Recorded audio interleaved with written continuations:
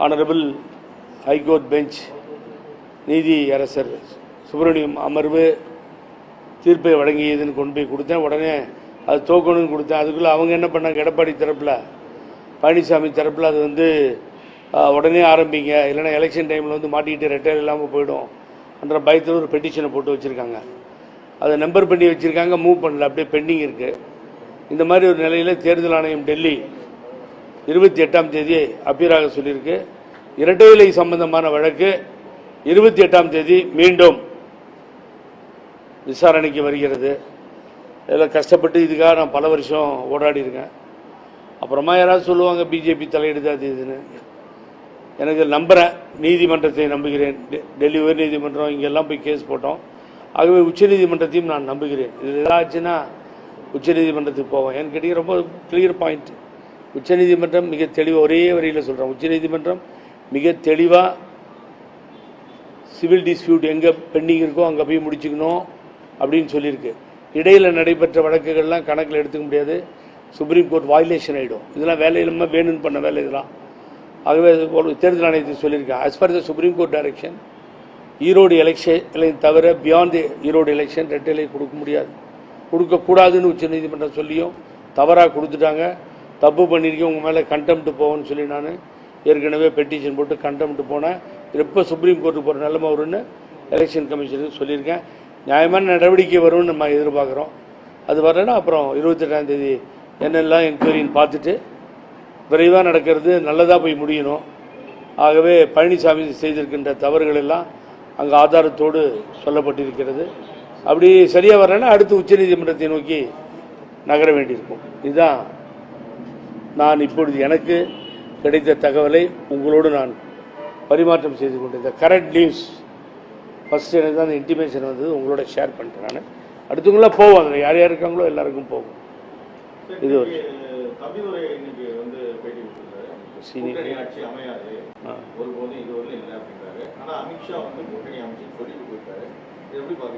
ரொம்ப உங்களுக்கு ரொம்ப சீனியர் லீடர். ரொம்ப நேரம் ததாபுதான்றார். அவரும் சரியாக வார்த்தைகள் வரமாட்டேங்குது. ஏன்னா ஏடிஎம்கே வரலாறுலேயே யாராவது பார்த்து சாப்பிட்டீங்களான்னு கேட்காத ஒரு தலைவர் இருந்தால் அது எங்கள் அண்ணன் தம்பிதுரையாக தான் இருக்கணும். அவ்வளோ நல்லவர் அவர், பாவம். 2 இங்கிலீஷில் சொல்லுவான், இன்ஸ்ட்ருமெண்டேஷன் ஆர் புரோக்கர்னுவான். அதில் எந்த ரகம் அவருன்னு தெரியாது. இவர் அனுப்பிச்சாங்களாம் அம்மா பிஜேபி கூட்டணி வேணும்னு சொல்லி. நான் சொல்கிறேன், ஆமாம் நானும் பார்த்தேன், உங்களை அனுப்பிச்சிருக்கலாம், உங்களுக்கு தெரியும். ஒரு தடவை தேர்தலில் புகழேந்தி நிற்கிறதுக்கு லேட்டான உடனே உங்களை பெங்களூருக்கு போய் உடனே அவர் என்ன தேர்தலில் நிற்க வைக்கிறதுக்கு ஏற்பாடு பண்ணுங்கன்னு சொன்னாங்க. அது மாதிரி அனுப்பிச்சிருப்பாங்க இல்லைன்னு சொல்லி.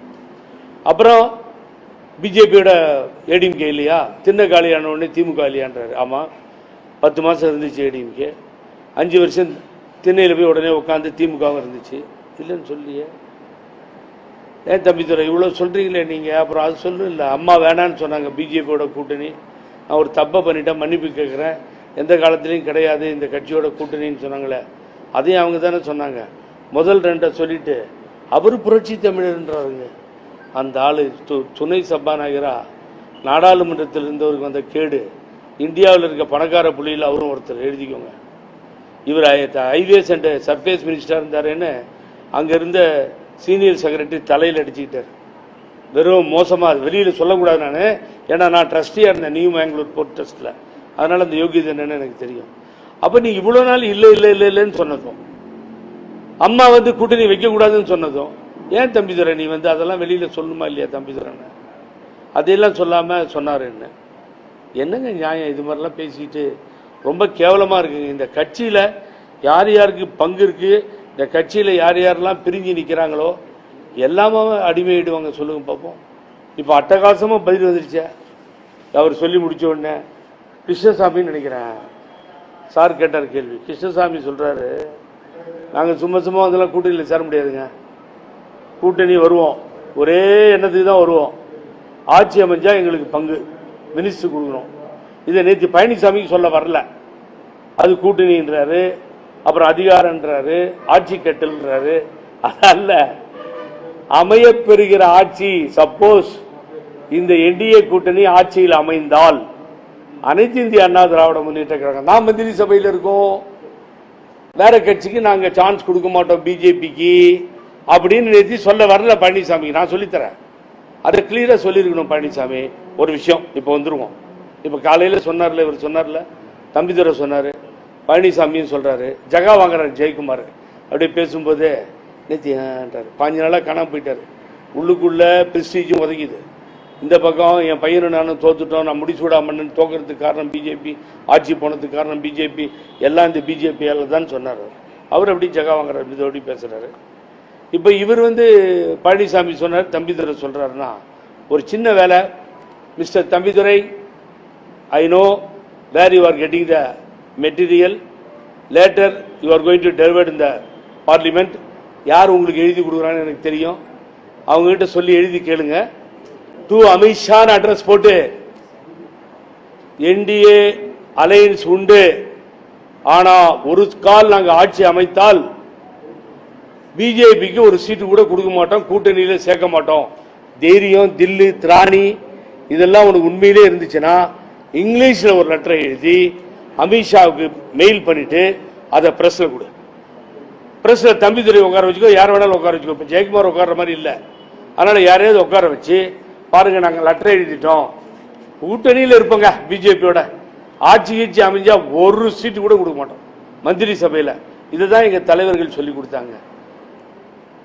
சொல்லுங்க, பேரறிஞர் அண்ணா காலத்திலிருந்து, தலைவர் காலத்திலிருந்து, அம்மா காலத்திலிருந்து, ஏன் கலைஞர் கூட திராவிட முன்னேற்ற கழகத்தில் அது அம்மா சொல்லுவாங்க மைனாரிட்டி கவர்மெண்ட்னு. அப்ப கூட இளங்கோவன் போய் கெஞ்சினார், ஒரு ரெண்டு மந்திரி கொடுங்க, எங்களை ஏன் இப்படி பண்றீங்க, மத்தியில் மாத்திரம் கூட்டணியில் இருக்கீங்களே நியாயமானு கேட்டார் மறைந்த இளங்கோவன் அண்ணன்.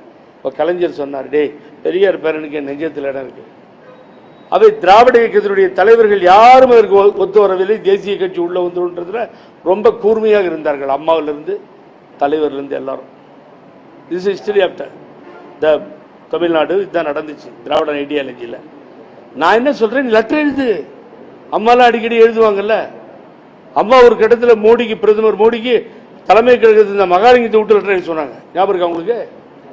அப்ப நீ எழுது, லெட்டர் எழுது. லெட்டர் எழுதி, மோடி அவர்களே நீங்க வந்தீங்க, நான் உங்களோட உட்கார்ந்துருந்தேன் ஸ்டேஜில், எனக்கு நீங்க மரியாதை கொடுக்கல, பாருங்க நான் உங்களுக்கு ஷால் போட்டேன், நான் உங்களுக்கு எல்லாம் போட்டேன், ஆனா நீங்க என்ன பண்ணீங்க, எனக்கு என்ன திரும்பி கூட பார்க்கல, மரியாதை கொடுக்கல. நான் ஒரு பார்ட்னர் தானே, அலையன்ஸ் பார்ட்னர் தானே, அப்ப எனக்கு நீங்க மரியாதையா ஒரு ஷால் போத்திருக்கணும்ல, செய்யவே இல்லை. எழுச்சி போயிட்டீங்க, போனவங்களை கூட்டு வந்த பின்னாடி கையை தூக்கி நிறுத்துறீங்க. ஆகவே அப்படிப்பட்ட அவமரியாதை ஏற்பட்டுச்சு, அதை கூட நான் தாங்கிக்கிட்டேன். அப்புறம் பிரம்ம பிடிச்ச மாதிரி நின்றுட்டு இருக்கேன், எல்லாரும் போயிட்டாங்க, ஒண்ணுமே புரியல. ஸ்டேஜில் நின்ன என்னை வேலுமணி என்ன நின்றுட்டு இருக்கீங்க, எல்லாம் போயிட்டாங்கன்னு கூப்பிட்டு போனாங்க. இதெல்லாம் நடந்துச்சு. அமித்ஷாஜி, நாங்க உங்களோட கூட்டணி வச்சுக்கிறோம், உங்கள்கிட்ட மாட்டிட்டு இருக்கோம், கூட்டணி வச்சுக்கிறோம். ஆனா உங்களை எந்த காலத்திலையும் நாங்க மந்திரி சபையில இடம்பெற நாங்கள் அனுமதிக்க மாட்டோம். ஒரே லெட்டரு நான் வேணா எழுதி தரேன், உனக்கு 10 நிமிஷத்துல எழுதி 10 வரி எழுதி தரேன். அதை அனுப்பிச்சுட்டு பிரஸுக்கு ரிலீஸ் பண்ணோம், இங்கிலீஷ் பிரஸ் எல்லாம் போகணும், என்டிடிவி, CNN, IBN எல்லாரும் கொடுக்கும்.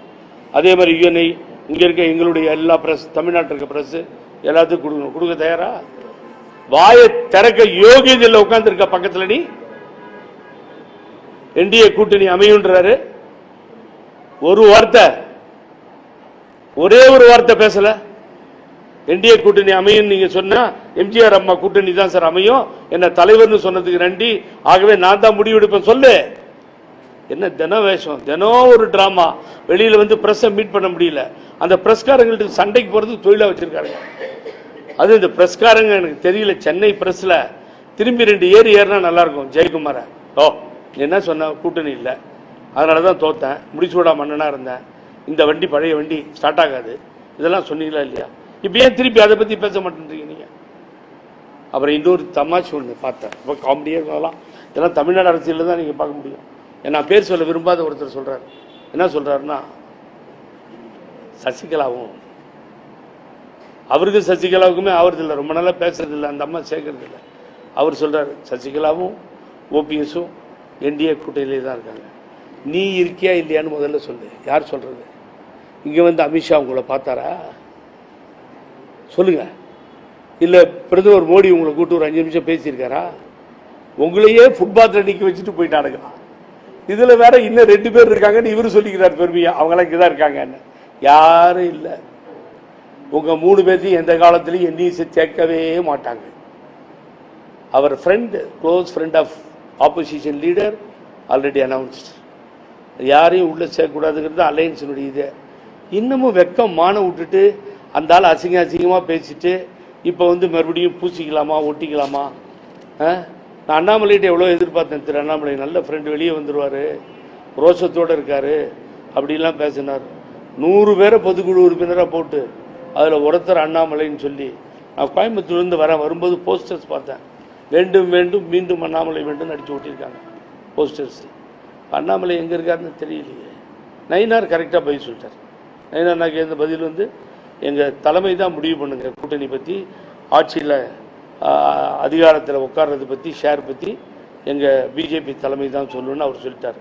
ஆகவே இந்த கூட்டணியை பார்த்து கிண்டல் அடித்து சிரிக்கிறது இல்லாமல் நகைப்புக்குரிய கூட்டணியாக மாறி கேவலமையே அசிங்கமையே இப்போ ஒரு குழப்பத்தை உண்டு பண்ணி எப்படி சார் ஜனங்க ஓட்டு போடுவாங்க? இதெல்லாம் பார்த்து காசு கொடுத்து ஓட்டு வாங்கலாம் ஐடியாவை பழனிசாமி. நடக்காது பழனிசாமி, வேலைக்கெல்லாம் ஆகாது இந்த தடவை. நீ 20 கோடி தொகுதிக்கு இறக்கினாலும் வேலைக்காகும். ரொம்ப கிளியரா முடிஞ்சு போச்சு. ஃபினிஷ். ஏடிஎம்கேனுடைய சரித்திரத்தை நீ முடிக்கிறியான்ற நேரம் வந்துருச்சு. முடிக்காம நிறுத்துறது தான் என்னுடைய வேலையா நான் எடுத்துக்கிட்டு எல்லாரையும் இணைச்சிக்கிட்டு இருக்கேன். கொஞ்சம் வாரெல்லாம் இருக்கு. வார் நல்லா இருக்கும் அரசியல், பொலிட்டிக்கல். எனக்கு கொஞ்சம் வார் இருக்கு, உனக்கு எனக்கும் ஸ்டார்ட் பண்ணுவேன். தமாஷா இருக்கும் பாரு. எல்லாரும் எவிடன்ஸோட வண்டி, பிரச்சார வண்டி, நீங்க பேசுறது, புத்திசாலிகள் பேசுறதுலாம் ஊரா கிராமமா போய் போட்டு காமிப்போம். ஆகவே கவலைப்பட மாட்டோம். இதுதான் நடந்துச்சு. அந்த பெரும்பான்மை பொதுக்குழுக்கு இவர் மரியாதை கொடுத்தாரா? செயற்குழுக்கு மரியாதை கொடுத்தாரா? அம்மா ஒவ்வொரு தடவையும் கூட இருந்திருக்கேன். கூட்டணி பேசுறதுக்காக ஒரு கமிட்டி போடுவாங்க. சாருக்கு உங்களுக்கு தெரியும், எல்லாருக்கும் தெரியும். அது மாதிரி கமிட்டி போட்டாரா? 6 மாசம் கழிச்சு முடிவு பண்ணாரு. டெல்லியிலையும் சொன்னார், தமிழ்நாட்டிலையும் சொல்றாரு. அப்புறம் அமித்ஷா வந்தோடனே காலில் விழுந்து ஒத்துக்கிறாருன்னா அப்போ என்னாச்சு? பொதுக்குழு ஆதரவாளர்கள், அடிமைகள்ட்ட ஒரு வார்த்தை கேட்டா போதாதா? என்ன பண்ணிட்டு போறாங்க அவங்க? அவர் தாங்க பிடியில மாட்டிட்டு இருக்காருன்ற ஏன் ஒத்துக்கிட்டாருன்னா அதான் இந்த இடி இன்கம் டேக்ஸ் தான் பேசிக்கிறாங்க நாட்டில். அது மாதிரி நிறைய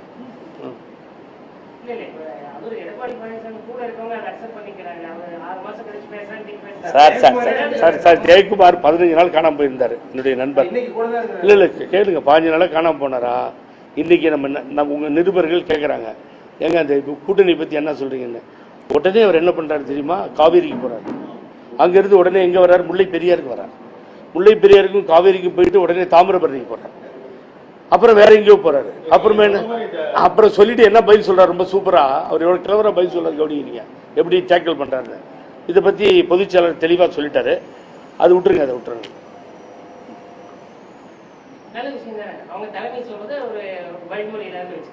அந்த தலைமை எதுக்கு சார் இல்லை இல்லைன்னு சொன்னிச்சு?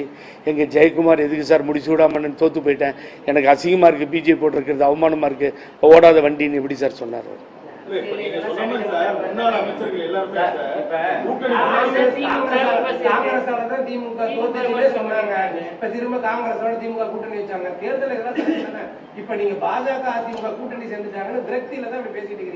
எனக்கு என்ன இல்ல இல்ல இப்ப நேத்தில இருந்து இன்னைக்கு வரைக்கும் ஒரு 1000 பேர் என்ன பாத்துட்டாங்க ரோட்ல. இல்ல இல்ல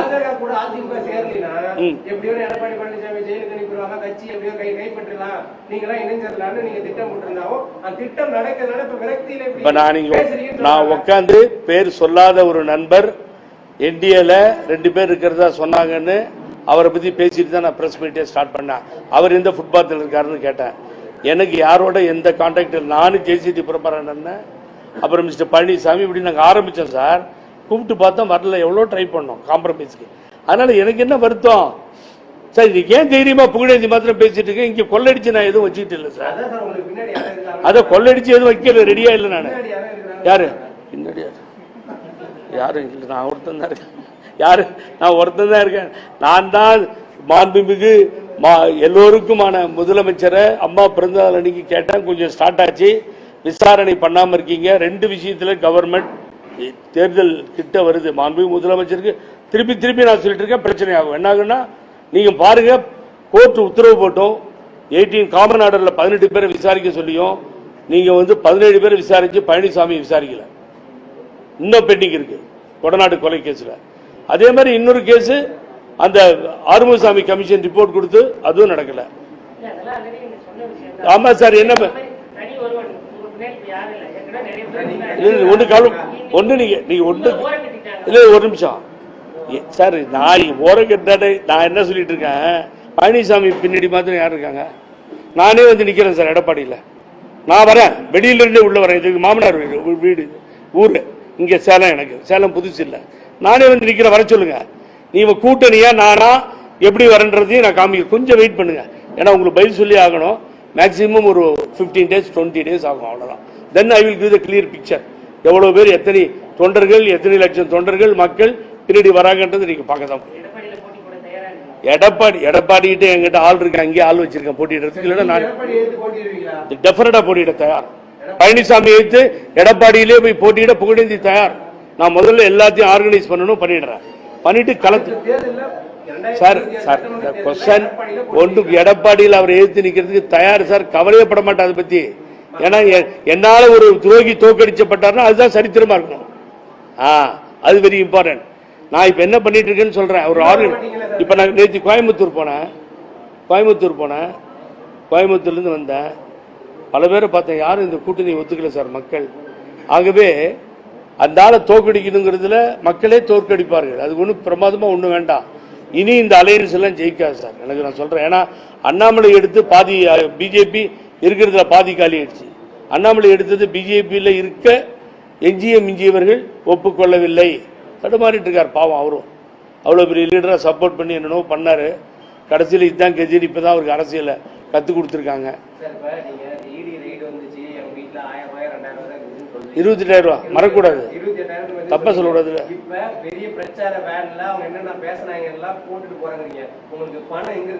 வரும், ஏதாவது வித்துற வேண்டியதான். சொத்து 2-3 சொத்து இருக்கு. எங்க அப்பா கொடுத்தாரு, கள்ளக்குறிச்சியில் ஒரு வீடு இருக்கு.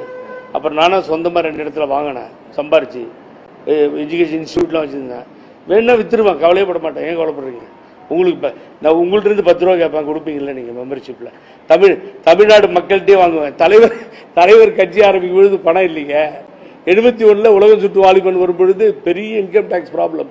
கவலையப்படல தலைவர், வாழ்வா சாவான்னு ஆயிடுச்சு அவருக்கு. அப்போ அதெல்லாம் யோசனை பண்ணாதீங்க. மக்கள் முடிவு பண்ணது தான். இப்போ விஜய் உள்ள வந்துட்டாரு, லட்சம் தொண்டர்கள் இருக்கேன் அப்படின்னு அவர் இறங்குறாரு களத்தில். எவ்வளோ பிரச்சனைகள் இருக்கு. மக்கள், தமிழ்நாடு மக்கள் ஒன்று ஞாபகம் வச்சுக்கோங்க, ரொம்ப பாராட்டக்கூடிய வாக்காளர்கள், போற்றுதலுக்குரிய வாக்காளர்கள். பார்லிமெண்ட்லாம் பாருங்க, ஒரே மாதிரி டிசிஷனை தராங்க, மாற்றி தரமாட்டாங்க. That is shrewd. அவங்களுக்கு தெரியும், காசை கொள்ளடிச்ச காசை கொடுக்குறான், வாங்கி வச்சுட்டு ஓட்டு போடக்கூடாதுன்னு தெரியும். போவோம், தெருவா போவோம். நீங்கள் உங்களுடைய ஆதரவில் புகழேந்தி தமிழ்நாடு பூரா தெரிஞ்சிட்டேன். ரோட்டில் போனால் எல்லாரும் புகழேந்தின்றாங்க. நான் சொல்றது ஏற்றுக்கிறாங்க. என்ன நடக்குதுன்னு பார்ப்போம். Edappadi correct, you are correct. Know that is totally wrong. இவங்க சொன்ன இந்த மீட்டிடுவன் இருக்கு. இல்ல மீட்டிடுவேன் அப்படிங்கிற வார்த்தை தவறான வார்த்தை. அதிமுக என்னோட இது. பழனிசாமி தான் என்கிட்ட இருந்து மீட்கணும். நான் பழனிசாமி கிட்ட இருந்து மீட்க வேண்டிய அவசியம் இல்லை. அவர் யாரை வேணாலும் கூட வச்சுக்கிட்டோம். மக்கள் தான் இதை தீர்மானிக்கணும். மக்கள் தீர்ப்பு அதை பாருங்க சார், பொறுத்திருந்து பாருங்க சார். ஒரு திருமாவளவன் ஒரு கட்சி ஆரம்பிச்சாரு. நீங்க எந்த நிலைமையில மக்கள் செல்வாக்கோடு இருக்காரு. ரைட் ஆர் ராங் வர சீமான் ஒன்று ஆரம்பிச்சாரு. தவற பெரியாரை திட்டாரு, அது எதிர்த்தோம். அது எந்த அளவில் செல்வாக்கா போய் முடிஞ்சது. வைகோ ஒன்று ஆரம்பிச்சாரு, கெட்டு போகல மறுமலர்ச்சி திமுகன்னு. ஏதோ ஒன்று பண்ணணும்னு நம்ம ஆசைப்படுறோம்ல, அதை தான் சொல்லிட்டு இருக்கேன். இதை மக்கள் தானே முடியும் சார். மக்கள் வாக்களிக்கணும் சார். என் கூட 2000 பேரை கூட்டு நிறுத்துறது முடிவாகாது. தட் இஸ் மக்கள் டிசைட். நோ அதர் வே.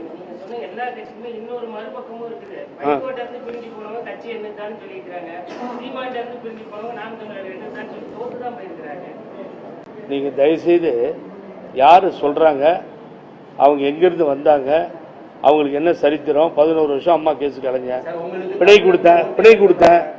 நான் திராவிட பாரம்பரியத்தை வந்தவன். தந்தை பெரியார் பேர் வச்சாரு, நல்ல ஓரோட்டுற விஷயம் தெரிஞ்சவன். இப்படிலாம் இருக்கு. யாரோ ஒருத்தர் சொல்றதுக்காக அதை எடுத்து நீங்க சொல்லக்கூடாது.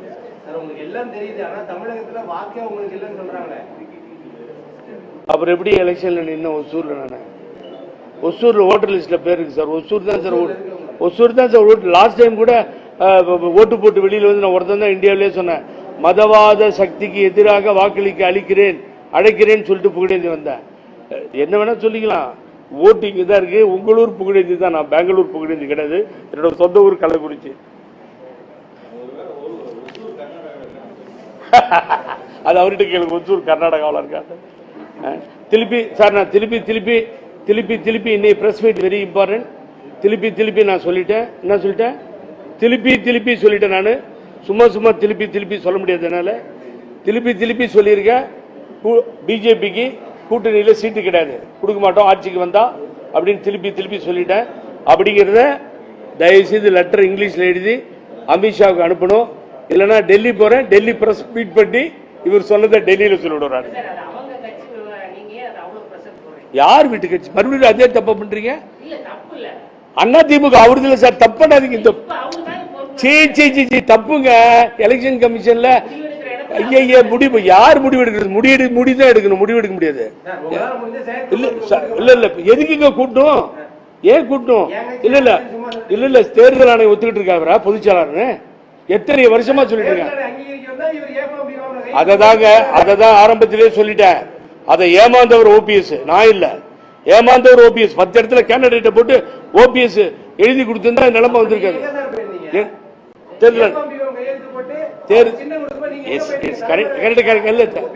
ஏங்க தலைமுறை எவனா ஆகட்டும், அவனை பத்தி எங்க பேசிட்டு இருக்கீங்க நீங்க? பழனிசாமி ஆகட்டும், நான் டெல்லியில இருந்தேன். டெல்லியில இருந்து கேளுங்க. இல்லைங்க, நான் சொல்றதை கேட்கவே மாட்டேன். விஷயம் தெரியாமலே பேசிட்டு எப்படி? தேர்தல் டெல்லி ஹைகோர்ட்ல இருந்து ஆர்டர் போட்டு சார் ஒரு நிமிஷம் டெல்லி தேர்தல் ஆணையத்திலிருந்து ஆர்டர் போட்டு, டெல்லி தேர்தல் ஆணையத்திலிருந்து எலெக்ஷன் கமிஷனுக்கு ஹைகோர்ட் ஆர்டர் போட்டு விசாரிச்ச பின்னாடி ரெட்டையிலை கொடுன்னு சொன்னிச்சு. அதை தேர்தல் ஆணையம் செய்யல. அதுதான் கண்டெம்ட் போன. இவர் ஓபிஎஸ் கண்டெம்ட் போன. மறுபடியும் ஓபிஎஸ் ஒரு 10 இடத்துல கேண்டிடேட் நிறுத்திருந்தா அப்பதான் டிஸ்பியூட் ஸ்டார்ட் ஆகிடும். தப்புட்டார். ஆனா எலெக்ஷன் கமிஷனுக்கு உச்சநீதிமன்றம் சொன்னிச்சு, beyond Erode election by election மேல கொடுக்காதுன்னு சொல்லியிருக்க ஆர்டர் கையில் இருக்கு. இவரை யாரும் பொதுச் செயலாளர் சொல்ல, அதிமுக இவர் கையில இல்ல. அப்புறம் ஏன் சார் இப்ப விசாரணைக்கு 22ஆம் தேதி கூப்பிடுறாங்க?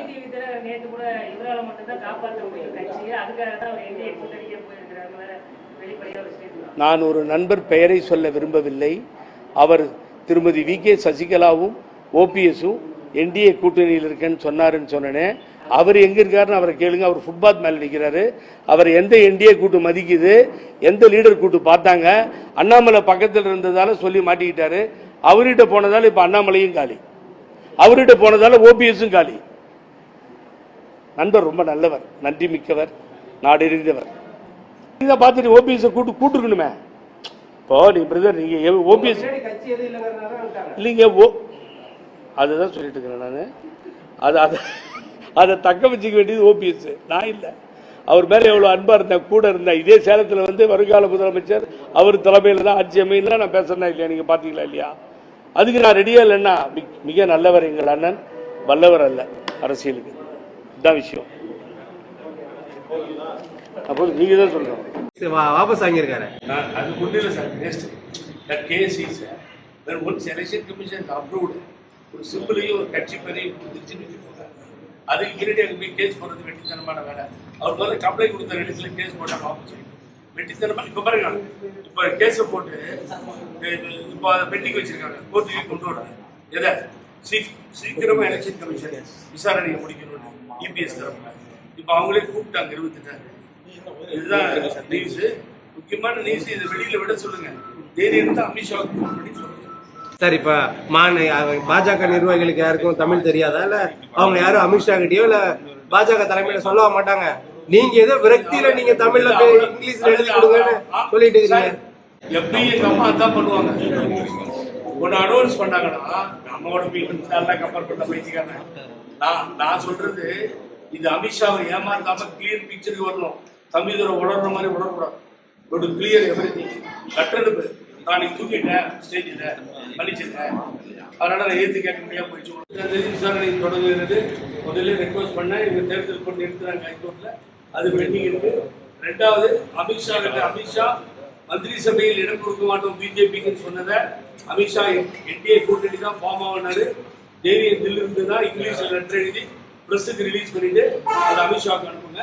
இல்லைன்னா கொடுத்த கூட நாங்கள் கொடுத்து அமித்ஷா ஒன்றும் பிரச்சனை இல்லை. இந்த விஷயம் கொஞ்சம் கேமரா எடுத்துக்கிட்டு